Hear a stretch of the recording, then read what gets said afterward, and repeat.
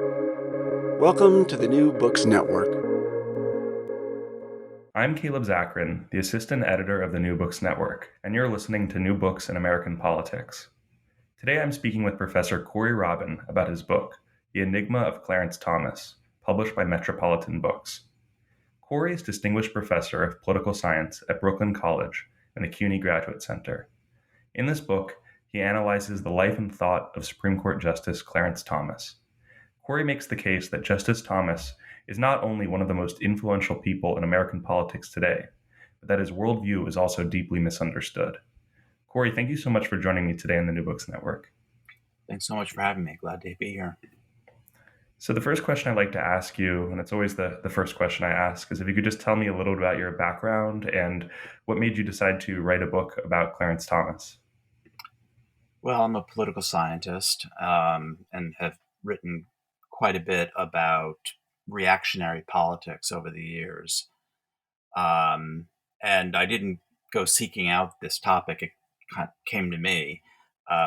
There was a group of people, two political scientists who were doing an anthology of African-American political thought, and they wanted somebody to write something about Clarence Thomas. And they turned to me because I had written about the right, and I thought I was finished with the right. But I agreed to do it somewhat reluctantly, and was really surprised by what I found out, both about Thomas's background and his life story, but also the connection between that life story and his actual jurisprudence. And it was such a surprise and unanticipated story that I felt like there was something there that had to be told to a wider audience. Yeah, so most of your work, you wrote another book, The Reactionary Mind, which is a really interesting collection of essays about American conservatism. And I'm wondering, just sort of generally, before diving into Thomas, what is it about this subject that you find so fascinating? And, how would you sort of characterize the perspective you take on conservatism? Because I think that you have a approach to thinking about conservative thought that is, I don't know, maybe a little bit more different, in certain ways can be sympathetic, but also interestingly critical. How would you sort of characterize your perspective? Um, well, yeah, I'm someone on the left, and I quite a bit older than you are. I was born in 1967 and came of age during the late 1970s and the early Reagan era. So conservatism and the right were really part of the world that I grew up in, and never really thought that much about, to be honest with you. But increasingly, as I began to study the right, I realized that people didn't. I thought people were really getting the right wrong, as it were, and that many of the themes that I think are of interest, both politically and intellectually, to the left, were being pursued with a lot more aplomb on the right. I mean, this is really in the 1990s and in the aughts. This is all preoccupied, pre even Obama, when the entire world of the left was circumscribed by Bill and Hillary Clinton. So it seemed to me that both the fact that the right was misunderstood, many people, both on the right and the left, talked about the right as the kind of the responsible ruling class, the people who are reality based, as opposed to the utopian hippie wannabes of the left. And I felt like that was completely wrong, that really did not understand the very utopian dimensions of the right, the very radical dimensions of the right, the extraordinarily ideological dimensions of the right, the movement element of the right. Now, a lot of this stuff now I think seems, utopian, not so much, but ideology, movement, the radicalism, that all seems sort of obvious. But that was not the case as recently my book, The Reactionary Mind, came out in 2011, and it was greeted with a lot of hostility, particularly from liberals So I would say, as recently as 10 years ago, people didn't see those dimensions of the right. And so that's really what I focused on. And then one other thing I should say about my approach to the right is that um, where conservatives and analysts of conservatism will talk about the right as either a kind of commitment to freedom, individual freedom, as opposed to collectivist or state freedom, or traditionalist or prudential, all of these watchwords that the right has developed over the years. I think the fundamental issue around which the right organizes and understands itself even is as an oppositional move, a counter movement to movements of emancipation, of social emancipation from below. And I trace this going back to Edmund Burke and the French Revolution. I think that this book on Clarence Thomas is interesting because, as you reveal in the book, Thomas's views as a child and as a young man were not the views that he has now. He still contains in his views still contains a lot of the threads that he would begin to develop in college. But how would you sort of describe Thomas's childhood and his early years, his sort of early political consciousness? What was that like for him? Well, Thomas was born in 1946 or 48, I can't remember the exact year, in Pinpoint, Georgia, which is a small coastal town um, in along the Atlantic seaboard, not that far from Savannah. It was a town that was founded by formerly enslaved people after the Civil War. He was born into poverty. His father left him when he was very young, and was raised by his mother, he and his brother and his sister.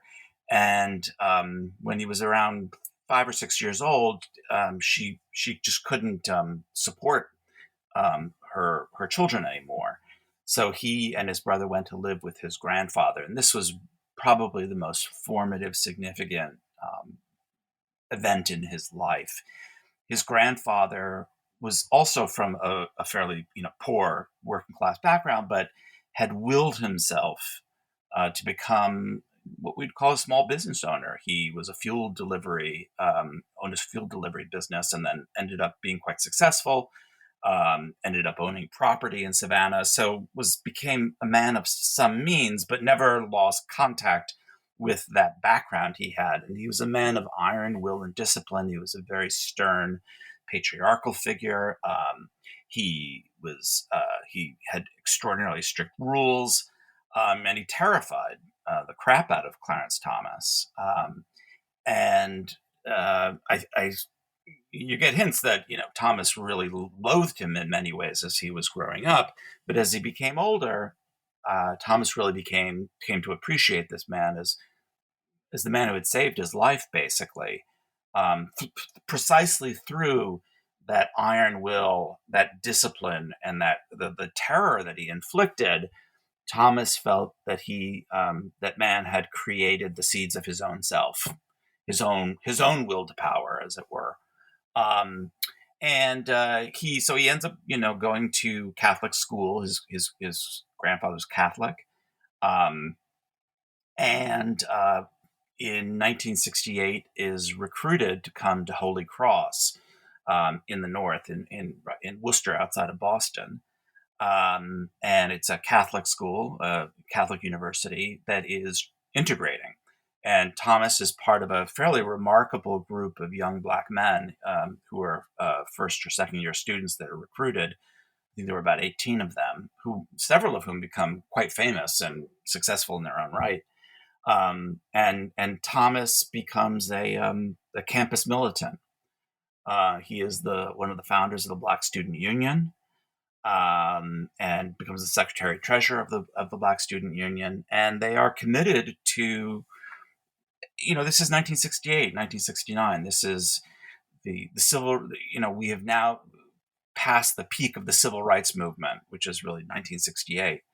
Martin Luther King has been assassinated, Malcolm X has been assassinated, Bobby Kennedy has been assassinated. All the landmark pieces of legislation that are going to pass have been passed. So it's a kind of a sour moment, I think, for the Black freedom struggle, that continues, and so you see this in the kind of campus politics. It's much more separatist.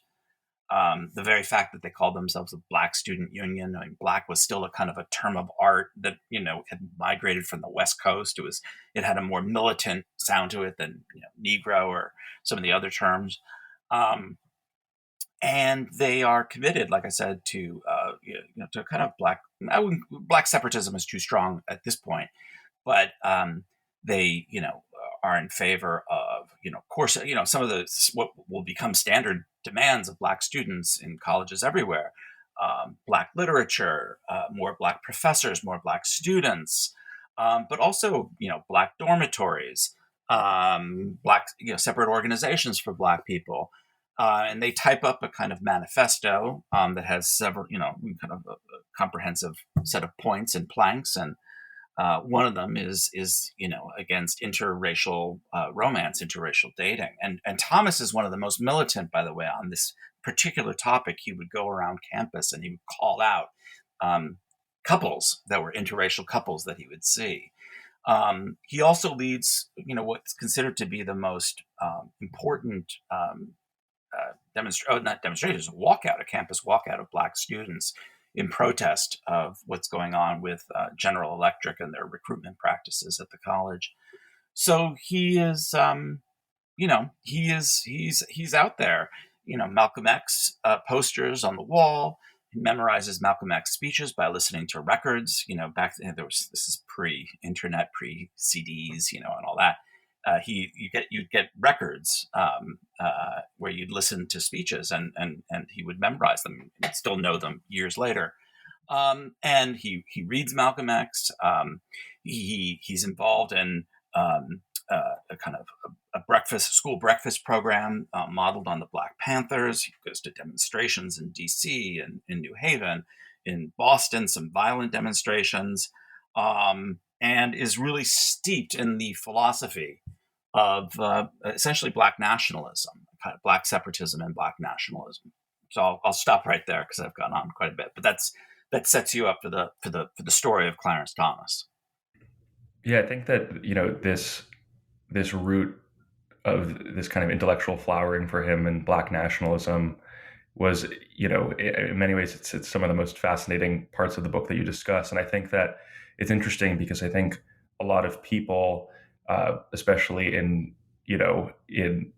maybe the circles that Thomas would have been in Yale and other liberal elite intellectual circles, wouldn't have had the same kind of knowledge or understanding of Black nationalism. So, what is Black nationalism, and what are some of the core ideas in it, and who are the central thinkers of Black nationalism? So Black nationalism is a philosophy, a politics, a practice that goes back to the 19th century. Takes root in the United States. It has multiple strands and dimensions. A formative one is just the idea that Black people form a distinct and separate culture that is, and in more radical forms, which should take the form of a nation state, either a state apart from the territorial United States, whether it be in Liberia or in other parts of Africa or in the Caribbean, or what was later came to be called the Black Belt, sort of a sovereign subunit of states on the continental United States. But since it's such a loose term that takes different forms over time, and I really want to stress this because it's critical to understanding Thomas's nationalism, is that the Black nationalism of the 1840s and the 1850s doesn't look like the Black nationalism in the 1890s or the 1920s, which doesn't look like the Black nationalism of the 1960s and the 1970s. So people have specific ideas of what Black nationalism is, but like any other ideology, it changes across time. And so to focus on one specific form is mistaken. But what I would say, and I follow the philosopher Tommy Shelby in this regard, is that Black nationalism is ultimately a view that Black fate, the fate of Black people in the United States, both as individuals and as collective, is apart from, will be determined separately from the fate of the rest of America, whether that be white, brown, um, or other ethnic groups in America. So it's a sense of apartness, and a sense that Black fate is separate. Um, I'll stop right there. And when Thomas sort of first becomes a Black nationalist, or starts to, read a lot of this material and participate in the Black Student Union, at this point he still does not identify as a conservative. This is something that's kind of separate from a particular political identity. He still is. Would you say at this point he identifies with the left? Oh, definitely. And the kind of range, both the range of the activities and people's memories of him. And these are not necessarily people who are his allies, by the way. These are also people who are critics from him, and of independent, journalists who have written about this moment in time in the archival record. He definitely identifies the left. You can see a photograph of him leading a walkout, with the Black Power salute like this, and the black beret. So he has both the style, the iconography, and he, after the walkout, he writes an article in the student newspaper. Where he says this was a kind of collective moment of the Black man's liberation. So and the fact that it was a walkout, not a sit-in, which is what some other Black students were proposing. He said, no, we have to demonstrate that we are not a part of this institution. And it was very important to him that they left the campus, that they made palpable the absence of Black faces on the campus. So that was definitely the style and mode of his thinking as an undergraduate, and that he brings, and that it continues actually in ways when he goes to Yale Law School in 1971. He becomes more heterodox in his thinking, but he has the Pan-African flag flying in his apartment, and dresses again in the style of, I wouldn't say Black nationalist anymore, but of a kind of Southern Black man apart from the rest of the community.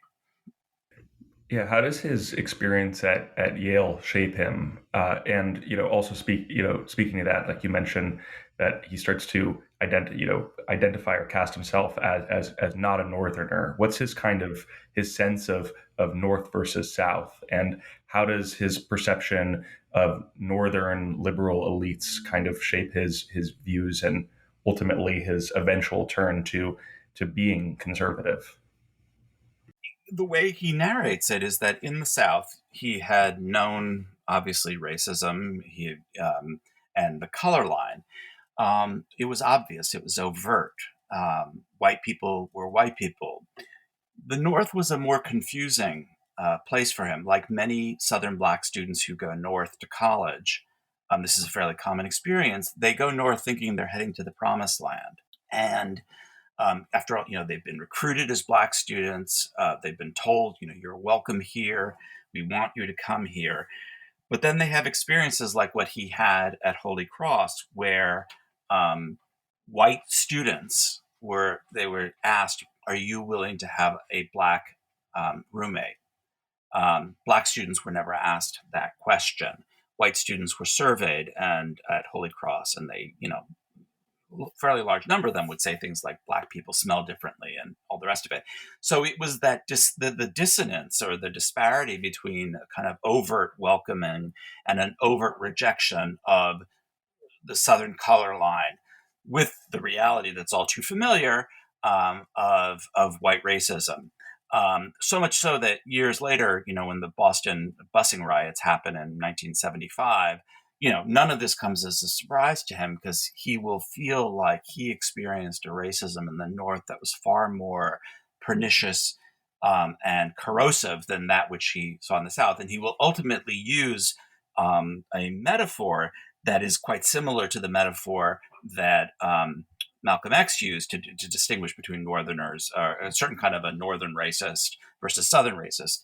Thomas refers to, that Northern racists are like water moccasins, which I don't know much about snakes, but I gather that they seem kind of relatively harmless and innocuous, but are, quite dangerous, whereas Southern racists are like copperheads. And, Malcolm X will talk about foxes versus wolves. One kind of animal doesn't seem so dangerous, but is quite lethal. The other is overtly dangerous, you know to steer clear from. And that's his understanding. This is exacerbated even more so at Yale. Thomas, again, is recruited to Yale, and he gets there as part of a affirmative action program, a much more stringent affirmative action program than the one that had preceded in earlier classes. And he feels like he is constantly being reminded of this, that he is there by the grace and the good wishes of white people, that white benevolence is the source of his success. And he makes a comment. He said, whatever I achieved, whatever any of us achieved in the South, nobody could ever say it was because of white people. It was in spite of white people, and whether it was as an individual or as a collective. In the North, all of our achievements, individually and collectively, were tainted as the product of white benevolence. And he makes a parallel. During the days of slavery and enslavement, you may not have been enslaved, but by virtue of being Black, you were still tarnished with the stain of enslavement and the shame and the scar and the sin that went with that, regardless of whether you were free or enslaved. And likewise, he will make this case, quite famously on the Supreme Court, that affirmative action tarnishes all Black students, whether they are there as affirmative action students or not. And this was very much his experience at Yale University, and something he takes with him, and never gets over, essentially. You've talked about it quite a bit, but I want to ask, I guess more pointedly, like, what does Thomas see as racism in America? Like, does he think of racism as structural racism? Is racism just individually in people's hearts? Is it cultural? What is Thomas's real view on the source of racism? If there's a solution to racism, if he sees that there's a solution, and also, you've mentioned it with affirmative action a little bit. What role does he see race playing in the Constitution? Right. There's a lot in that question. Yeah, take it whatever direction you'd like. I would say the first thing is that he thinks that racism has undiscoverable roots. And because those roots are undiscoverable, it's almost essentially rootless. It cannot be uprooted.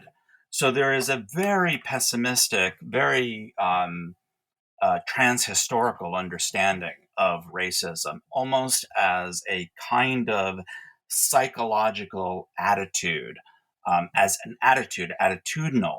But unlike a lot of conservatives who will focus on, if they even acknowledge it, conscious bias, Thomas is very sympathetic to the idea that there are, which is that racism is essentially a form of unconscious bias. And he has affirmed this again and again and again in his Supreme Court opinions. And this is important because this is the dominant model in all the kind of social psychology of racism is that it's the form of, unconscious bias. So it is rootless and therefore transhistorical. It is rooted in, not rooted, it often takes an unconscious form. And then the last thing that I would say about it, and again, this connects him, I think, with a lot of mainstream views about race in the social sciences, is that it takes its form, not just unconsciously, but as a stigma.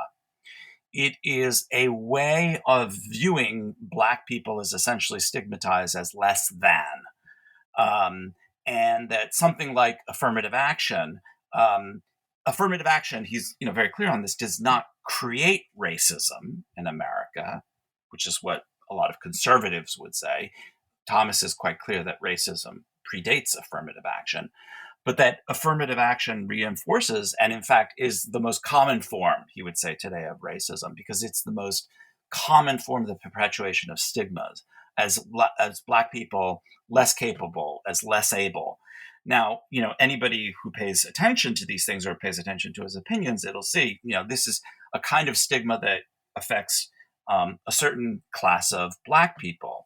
It's not, it's not something that takes its form in police bias, for instance. Thomas, is almost, systemically uninterested. Or we'll get into that issue later. It's more complicated than that.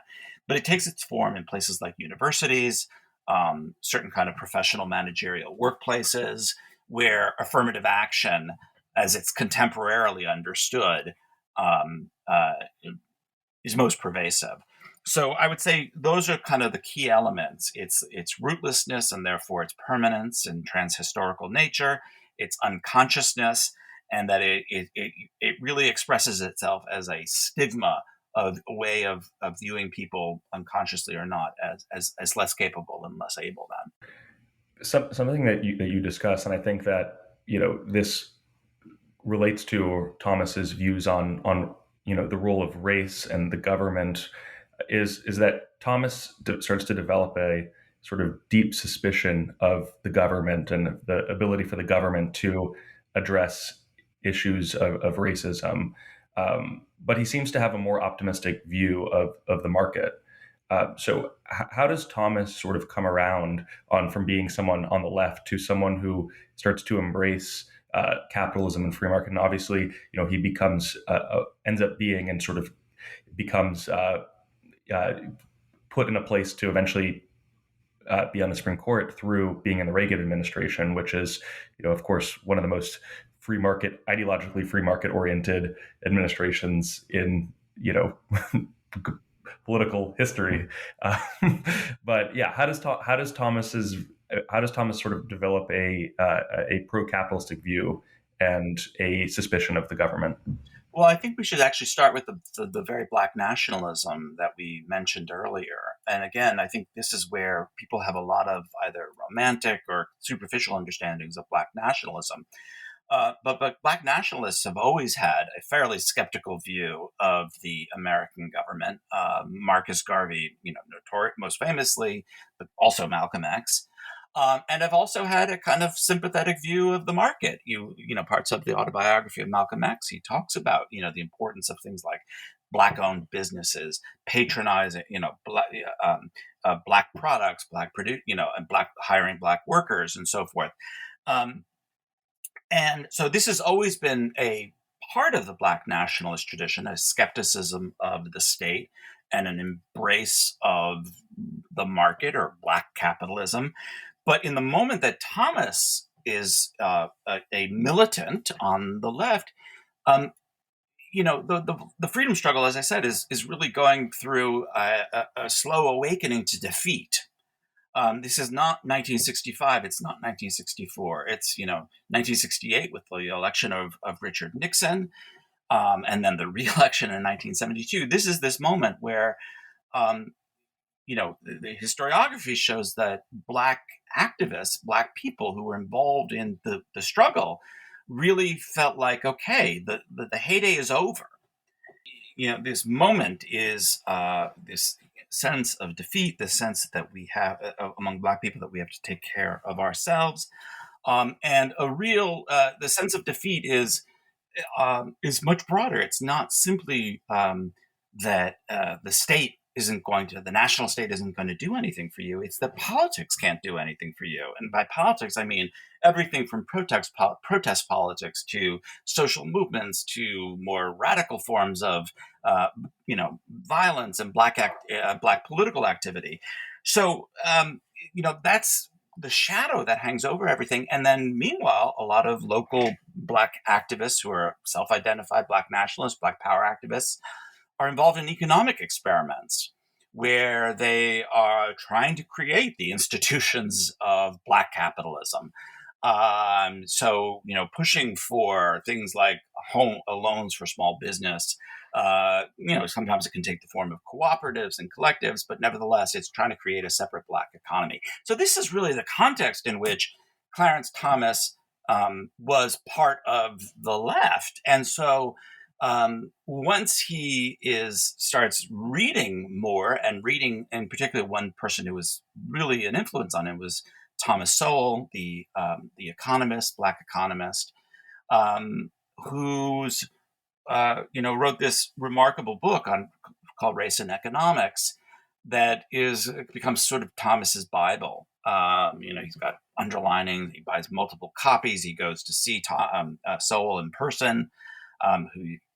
He's now moved out to Missouri. Thomas has, so the idea of Black capitalism starts to make increasing amount of sense. And if we want to step back from the immediate politics and the partisanship of it all, I would say that the idea is that if the goal is something like Black sovereignty, not complete Black sovereignty, which is an impossibility for Thomas and for many Black nationalists, but partial sovereignty, the state is always going to be the sphere of white domination, simply because white people are the majority. Thomas says this, a remarkable interview he gives to Juan Williams, the journalist, in 1987 in The Atlantic. And he said, let's just assume you could partial power out in a kind of group way. So white people would get X amount of power, Latinos would get Y amount, and Black people, Z. Who's going to come out on top? And who's going to come out on bottom? He says, on the bottom is always going to be Black people. The only other group that might be worse off are Native Americans. So this is his view of what politics is about. It's about white majoritarianism. It's a winner-take-all kind of a system. There is no room there for Black people. And to the extent that Black people would do well, it will always be because of that old specter that haunts him from his days at Yale, white benevolence. It will be because white people want to help, and that which the white hand can give, the white hand can take away. So there's this sense of dependence that is created, and a loss of independence. And so that's what politics is about. The economy is different, Thomas believes. And here, the autobiographical dimension, I think, is important. He thinks back to his grandfather. There was a whole Black community that didn't get fuel in Savannah. So what did his grandfather do? He started getting wood, and he delivered wood to Black people. And he built up a business this way by filling a niche. The capitalist economy, all economies are about unfulfilled niches. And, that's what his grandfather did. And Thomas comes to see this as a story of Black possibility through participation in a Black economy. It can mean Black-owned businesses. It can mean Black, workers. It takes multiple forms. But that's really how he starts viewing things and how he makes his migration to the right over the course between, I'd say, from 1975, on into the 1980s. So how does Thomas eventually join the Reagan administration? And what is that experience like for him when he's essentially, out and about as a conservative and gaining some prominence? Yeah, he goes to Washington with John Danforth, who is going to become famous as a senator, becomes a bigger figure in the 90s. And he goes as a staffer for John Danforth from Missouri. But he's an up-and-comer, and he goes to a very famous conference called the Fairmount Conference in San Francisco of Black conservatives. And again, Juan Williams writes this story in the Washington Post. Actually, this is 1980. This is a kind of a new voice of a new generation of Black activists on the right. And it puts Thomas kind of front and center, as a spokesperson. And so he's, the Reagan administration is, famously interested in hiring Black people. And, he is, he's scooped up right away. First in, I think it's the Department of Education, which is how he comes to work with Anita Hill. And then very quickly moves over to the EEOC, the Equal Employment Opportunity Commission, where he remains for the duration of the Reagan administration.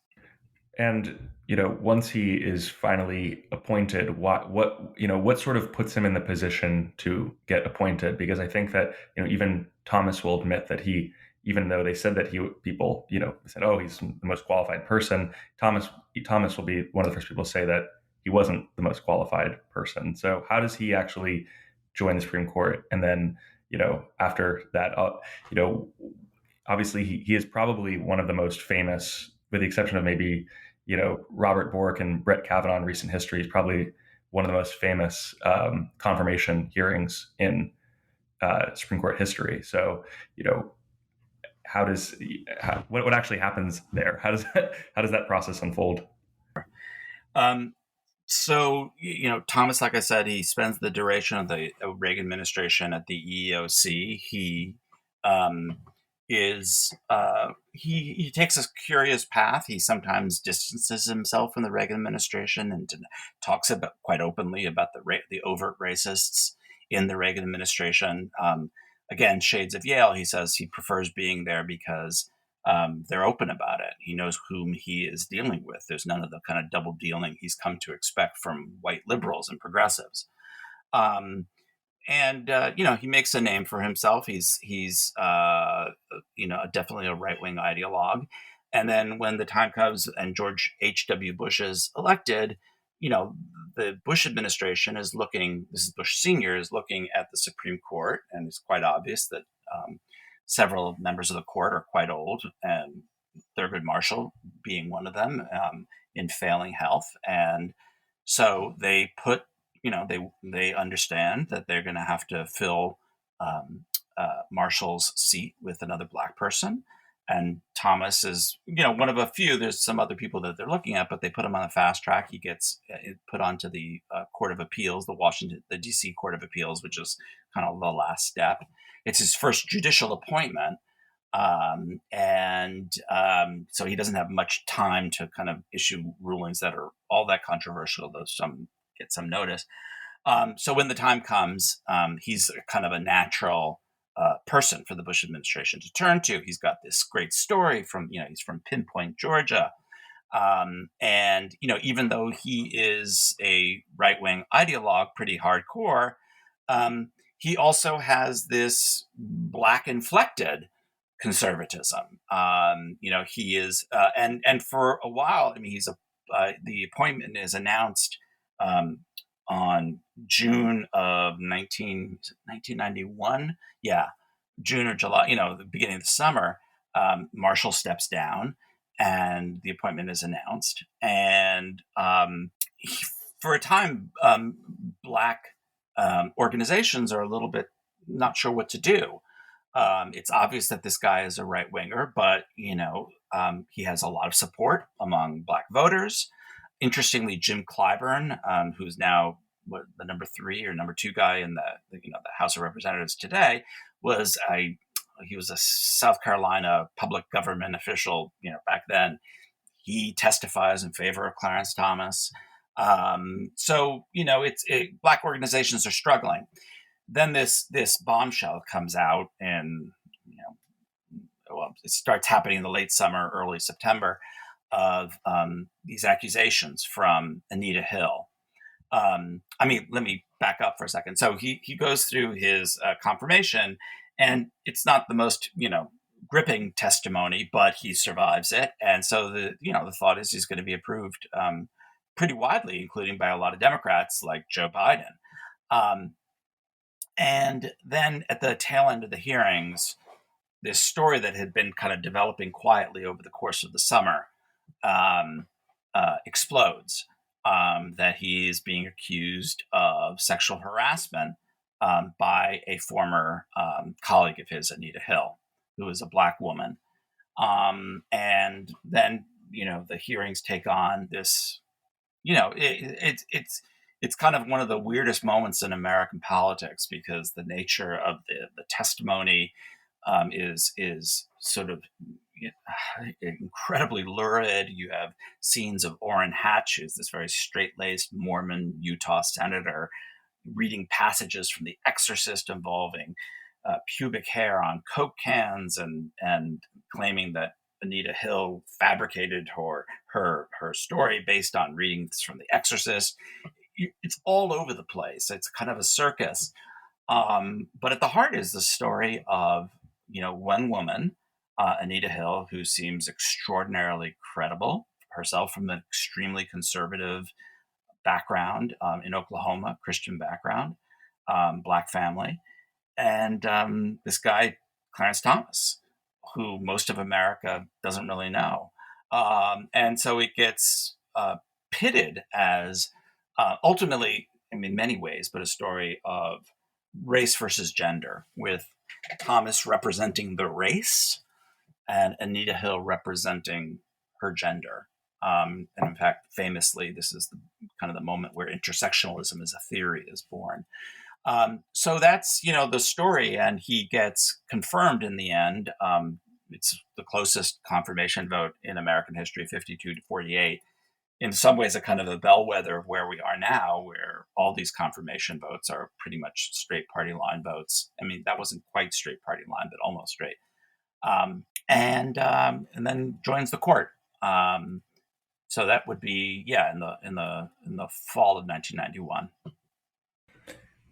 So, I think now that in our sort of recounting, Thomas is now in the Supreme Court, and I think that part of the reason why I reached out to you and wanted to talk to you about this is obviously because Thomas has been in the news, front page, seemingly once every week or so, and I actually initially read this book about 2.5 years ago. I think it came out in 2019. Yeah. And, of course, then I thought Thomas, he's a fascinating figure, clearly very influential and important, only becoming more important as he becomes, the most longest tenured member on the court.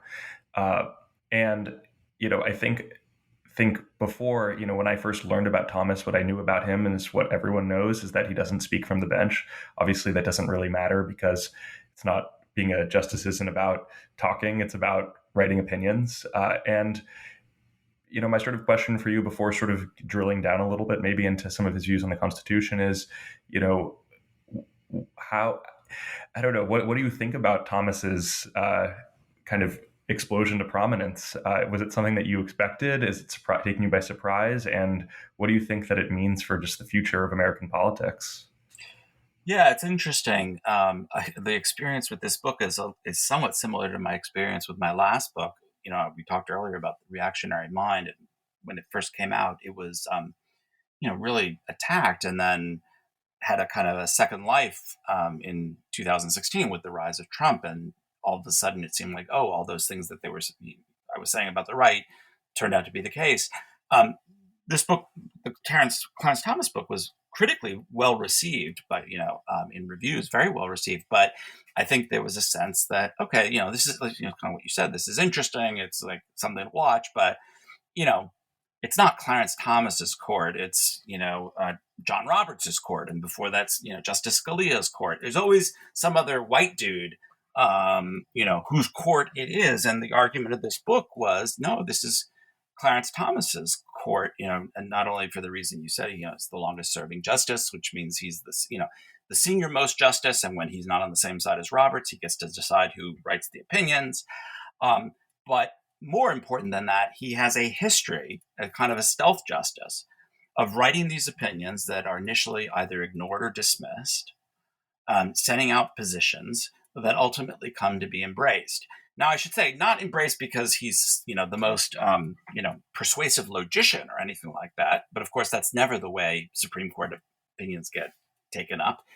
It's the accident of appointments and the fact that there's just becoming an increasingly right-wing court. But nevertheless, he was the one who was out of the gate on, for instance, the right to bear arms. That's a personal individual right and not something that's just a function of state militias, which is traditionally how the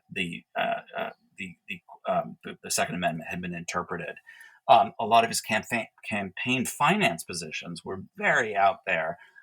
Ultimately come to be embraced by and found in Citizens United, and now everybody's paying attention because with the overturning of Roe v. Wade, Thomas writes this concurring opinion where he says, against what Alito has said. Again, not the first time he takes positions that are in opposition to his conservative brethren.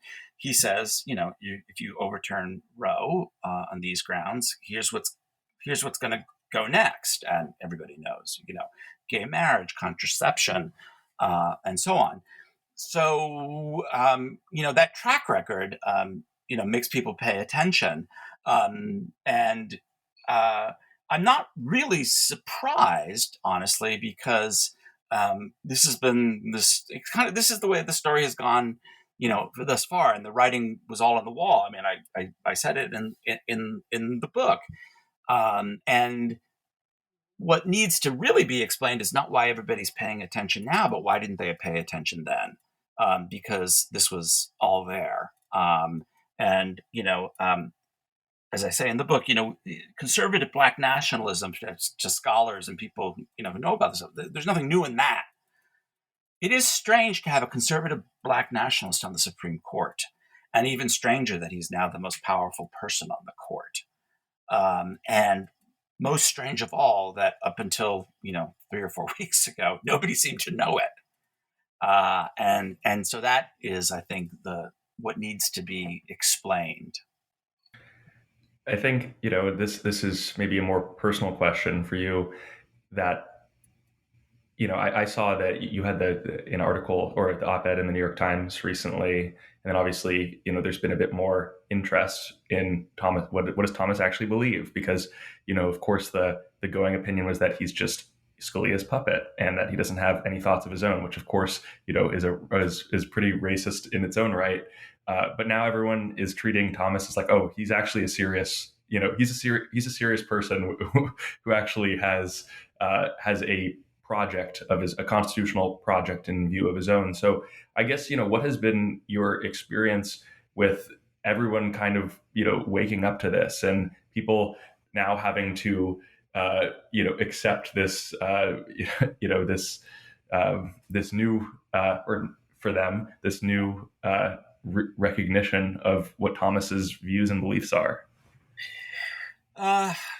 Wow. I mean, I'm not sure how to answer the question, what my experience of it has been. I mean, I think, I don't know. I don't know how to answer that. I guess I'm sorry. I'm just going to punt on that one. Yeah, no, that's fair. I mean, obviously, it's still, everything is also still rapidly unfolding, and I think that as new opinions continue to come out, like the 6-3 conservative majority is going to further strengthen his position, and we'll probably see Thomas feeling even more vindicated. I guess the question I want to ask, as a sort of final question to wrap things up, because I don't want to talk about every little detail about what do you think about the 14th Amendment, what do you think about the Second Amendment. People should definitely read the book. Is to what extent do you think of Thomas and his far right conservative views as coming from a sort of a reactionary sentiment, especially a feeling of just being utterly demonized, his sense of demonization at the hands of the liberal establishment? I'll answer that in a second, but one thing I do want to say about the book and about Tom, because we didn't really get a chance to talk about his jurisprudence, is that the views that I've been talking about that he had as a younger man and so on, what's so remarkable is that those views are to be found in his Supreme Court opinions, and not just in the usual places that one might look, let's say on affirmative act, the explicit race cases. You find it in his position, for instance, on the right to bear arms, on gun rights, which has a long tradition in the Black nationalist and in Black historical pantheon of Black arms. You find it in his ideas around campaign finance. You find it in his ideas around the takings clause. It's what's so fascinating about Thomas is just how comprehensive that vision is. And so I would encourage people, not just for my own reasons of self-interest, but also just, for knowledge, to read the book, because it just shows how in case after case after case, this Black nationalist conservatism comes out. In terms of, the question you're asking about reaction, I mean, I think I would spin it slightly differently, that it, it partakes of, I want to go back to that moment where he starts turning to the right. It really partakes of a half century politics of defeat. The Black freedom struggle was defeated, not in every respect, but it was. The United States today is more racially segregated than it was under the Reagan administration. The racial wealth gap, Black voting rights, all of these markers of progress are now markers of regress. And I think at moments like that, it's extraordinarily difficult for people, to believe in a project like the Left's project, because what the Left's project is not just about freedom and equality. It's about the politics of freedom and equality. It's that you understand the political politics. And that, again, I want it the broadest sense, not just voting, but social protests, social movements, other forms of radicalism, that you understand this as having a kind of transformational capacity and effect, a potential. And Thomas writes from a position that is the opposite of that. It's that racism is permanent and ineradicable, and that the best that Black people as a marginalized, subjugated group can hope for is in a kind of survival and withdrawal to self, or the collective self. There is a kind of political quiescence that I think is, extraordinarily dangerous. It's a quick final word on this. Albert Hirschman, the social scientist, had this wonderful book years ago called The Rhetoric of Reaction. And he said there's three types of reactionary argument. There's perversity, which is if you do X, you'll produce the opposite. So you try to reduce poverty, you create poverty. There's jeopardy. If you do X, you might achieve it, but you'll threaten something else. So you'll reduce poverty, Black poverty, let's say, or poverty in general, but you'll destroy the family, or you'll destroy the work ethic or something like that. So that's jeopardy. But then there's a final argument that Hirschman identifies, and it's called futility. And that is, you're not going to threaten anything at all. The worst, most lethal argument against any kind of attempt at transformation is you won't do anything at all. And I think part of the reason why that argument is so dangerous is that it has a certain left-wing version of it, which is the structural nature of anything, racism, sexism, and that agency is incapable of doing anything about that, whether it's individual or collective agency. And Thomas is that moment, is the futilitarian moment of reactionary thought. And for that reason, because it is so appealing in a way, not just to the right, but to the left, I think that's really what he speaks to is that moment in American politics that we're in. Yeah, that's actually a really interesting observation. The sort of the Thomas's kind of feudal perspective on, not feudal, but futile perspective on politics. The last question that I want to ask you is if there's anything new that you're working on, either related to this project. You mentioned at the beginning that you thought you were done with the right. So if so, what else? Or if not, what issues are you still looking at? Yeah, I mean, I'm working a lot now on political economy and ideas about capitalism from basically Adam Smith onward. So I'm knee deep in that and trying to resist weighing in on every latest blip of Fair. No, right. Well, thank you so much for being on the New Books Network. It was great talking to you. And yeah, if people go to the show notes, they'll find a link to the book. I highly recommend people read it. It's a highly readable book and very interesting. So thank you. Thank you very much.